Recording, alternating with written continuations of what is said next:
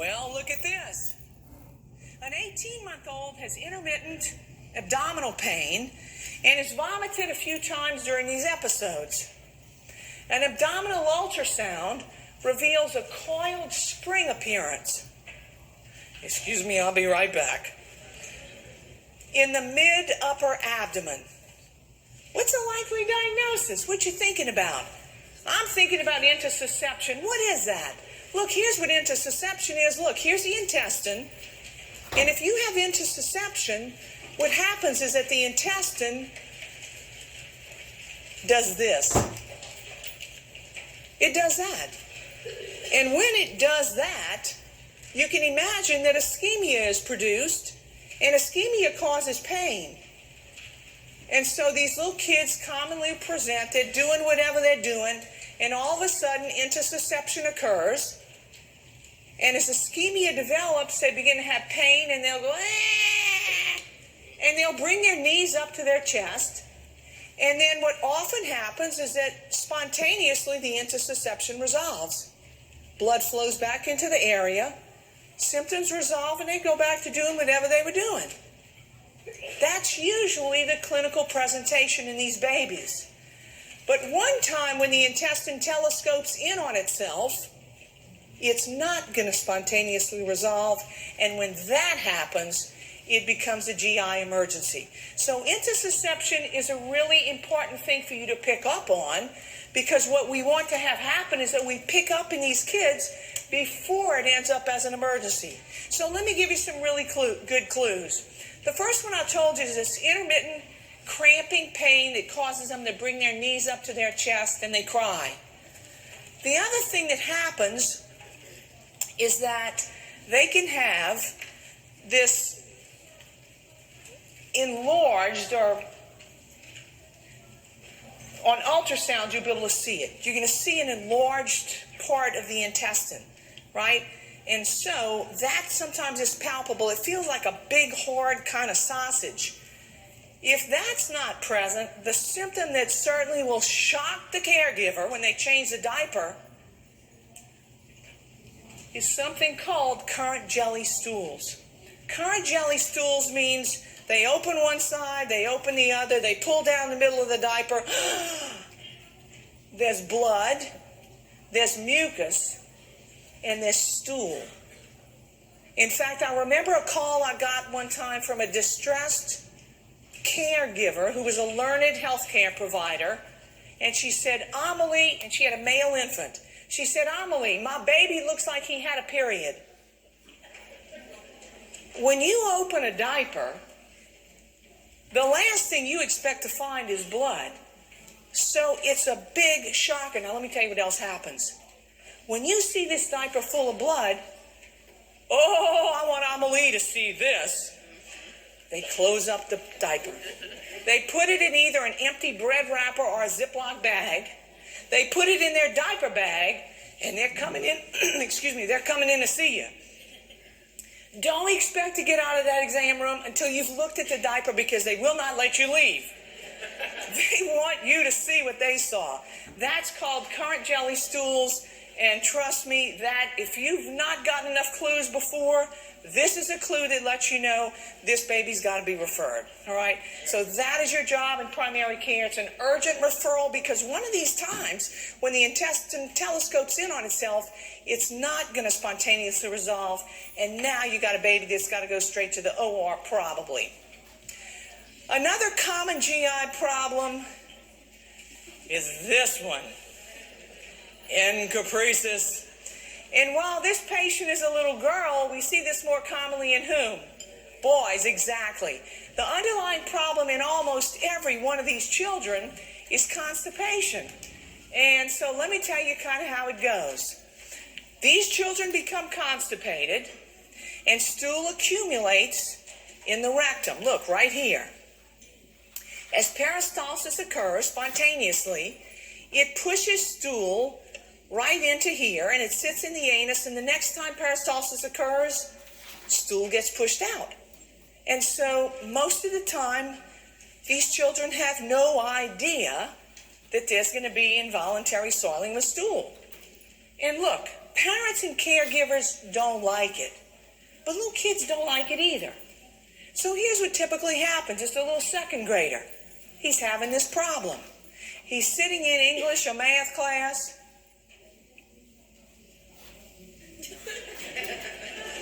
The people around him know.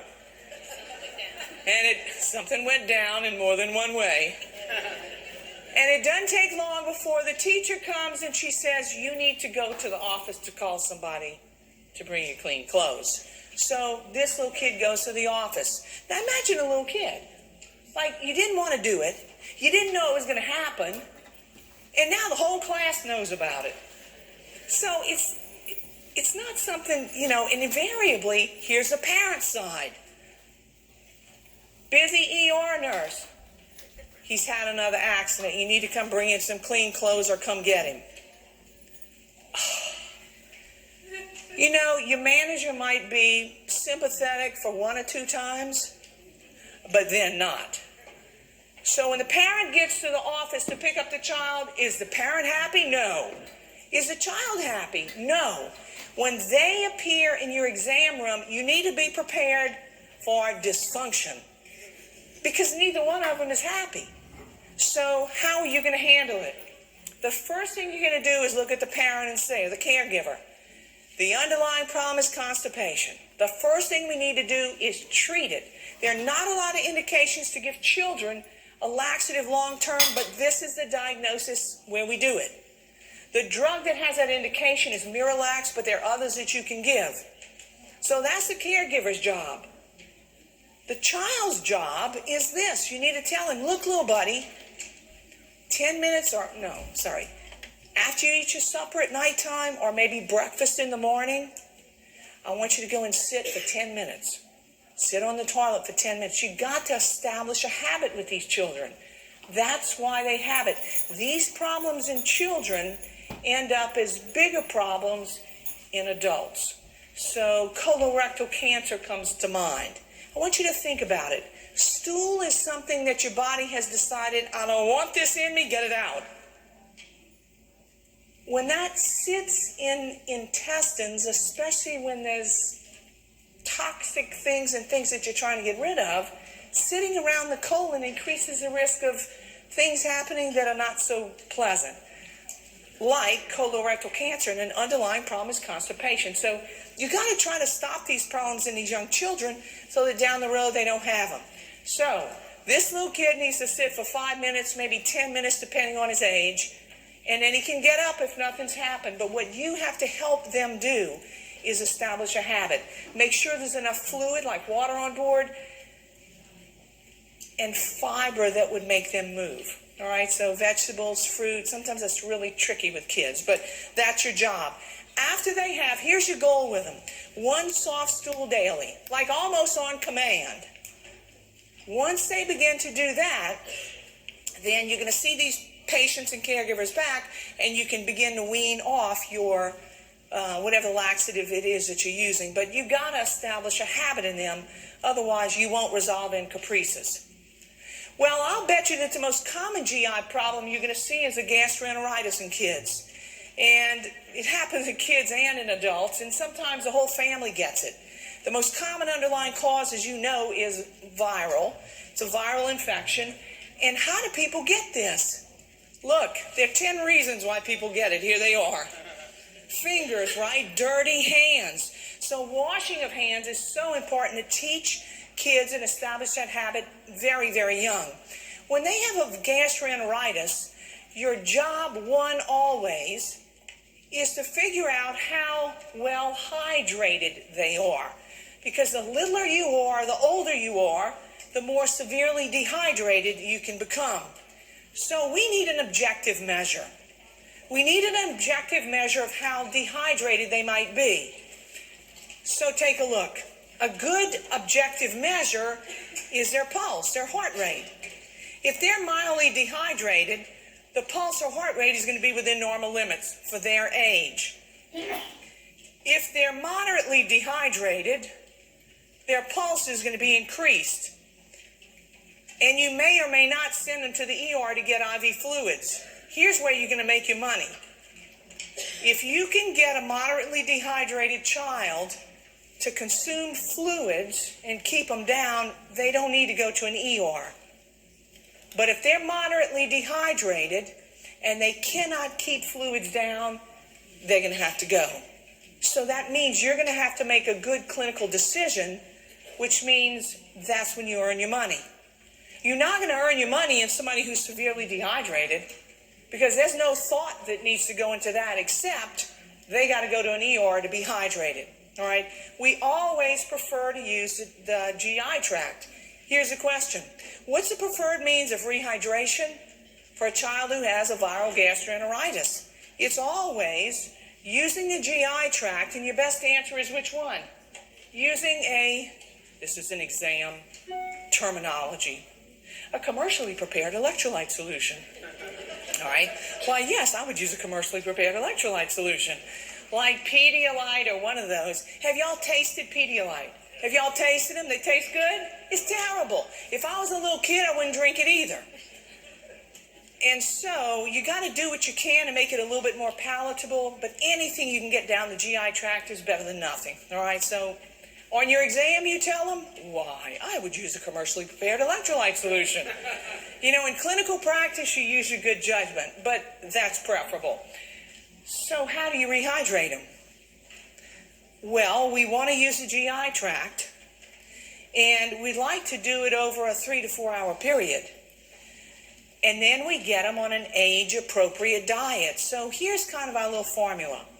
It's 50 to 100 mils per kilogram over about a 4 hour period. And you can figure out about how much they need and let the caregiver kind of try to keep track of it. But what you have to remember is that you're an NP, and most caregivers have no training in fluid quantity. So you're going to have to say, so it'll be 3 of these whatevers. It'll be whatever it is. So a caregiver is not going to measure I's and O's. So don't tell them you need 563 mils in a 4 hour. Give them a plan that even an idiot could follow. All right, give them an easy to understand plan. So you know what to give them, commercially prepared electrolyte solution, but do you know what not to give them? We really don't want you to use like Gatorade or Powerade, because those typically have way too much sodium. And that also is the case with chicken broth, way too much sodium. If the first thing they want to eat after you rehydrated them is chicken noodle soup, that's fine. But that's not how we rehydrate them. I'm changing gears. Let's talk about the urologic system, of which most of these problems can be found in little boys, and one of them is an undescended testicle, or maybe more than one. So it's pretty darn common, but it's way more common in preemies. You know, I don't know if you knew about or you thought about this, but testicles during embryology don't start out in the scrotum. They start out in the abdomen. And through a process of invagination and movement of tissue, testicles make their way into the scrotum. And they're happy in the scrotum because the scrotum is 1 to 2 degrees cooler than body temperature. That's where testicles thrive. So that's where we want them to be. When a male has an undescended testicle, it's always worrisome. Look at your first patient. The NP, that's you, is assessing a 6-month-old male infant with a single palpable testicle in the scrotum. It's supposed to be 2. There's only 1. Why are we worried about this? Because it increases his risk of testicular cancer, circle number 1. So how much of a risk? Well, it turns out it's about 100 times more, because in the general population, the incidence of testicular cancer is about 1 in 100,000. But in those males who've had an undescended testicle, it's about 1 in 1,000. Even after repair, the risk is still pretty well up there. So there are 2 terms you need to know, and one of them is cryptorchidism. Cryptorchidism means the testicle never completed its journey. It never got to the scrotum. The other word you need to know is retractile testis. A retractile testis means at some point, both of the testicles were in the scrotum. But one day, maybe between 3 and 5 years of age, one of the testicles decided, I'm going back to my roots. And it ascends. It spontaneously ascends, and apparently, they feel when it happens. They feel it. So I'll tell you a really quick story. So I had this little kid that I've taken care of since he's been about 2 hours old. Brilliant little boy. Since he's been about 2 years old, when he comes in with anything, he's always the primary historian. He'll say, oh, Dr. Amelie, my right ear is painful. It hurt all night long, and my mother gave me ibuprofen, and it helps for 2 hours, and then the pain returns. I mean, the little kid's incredible. So one day I go in, and the 11:30 appointment is for an acute visit. I knock on the door, and I had a student with me. I knock on the door, and I go in, and it's my little buddy. He's sitting at the little table. I said, hey, little buddy, how you doing? Well, he immediately stood up. He put his hands behind his back, and he said, I'm not having a good day. And so at this point, I'm now down on one knee, and I'm looking at him at eye level. I said, hey, what's going on, little buddy? He said, I was on the playground at daycare today when I realized one of my privates is missing. So the NP student is now like out the door. And I look over at the mother who brought him in, and she said, daycare called me and I went to get him. So he felt it, and apparently they feel it. So that's called a retractile testis. The way that's repaired is what I did. You send him over to urology. Urology can milk it back down into the scrotum most of the time, but it will spontaneously ascend again. So the way it's repaired is that the testicle is brought down into the scrotum, the spermatic cord is lengthened, and the testicle is tacked to the posterior scrotal wall so that it doesn't ascend again. All right, so it's surgically repaired, and that's how that's taken care of. But apparently they feel it. Look at this. A 6-month-old has one palpable testicle in his scrotum. When should the NP refer to urology? Well, we're going to refer to urology right now, because 6 months is about the length of time that we give the testicle to do its thing, meaning descend. If it hasn't descended by 6 months, statistically, it won't. So it's 6 months, that's the time at which you give them, and then you go ahead and refer. What about a hydrocele? You remember what that is? It's a collection of fluid in the scrotum, and if you were to hold a light under the scrotum, what word would you use to describe what the scrotum does? It transilluminates, right? It glows because it's full of fluid. That lets you know that it's a hydrocele. So, why would somebody have that? Here's your baby. It's a 4-month-old with a hydrocele. At what age is that expected to resolve? Well, you expect that to resolve by about 12 months of age. You give it a year. It comes, excuse me, and then it goes, it comes and it goes. But by 12 months of age, this hydrocele should be resolved. Well, this is now the situation. On a well child exam, you're examining this 1-year-old, and he's got a hydrocele. What's most important for you to include in his assessment of this patient? And I'll give you a clue. It's what probably is causing the hydrocele. What is it? An inguinal hernia. Exactly. So commonly, an inguinal hernia is found, and once that's repaired, the hydrocele resolves as well.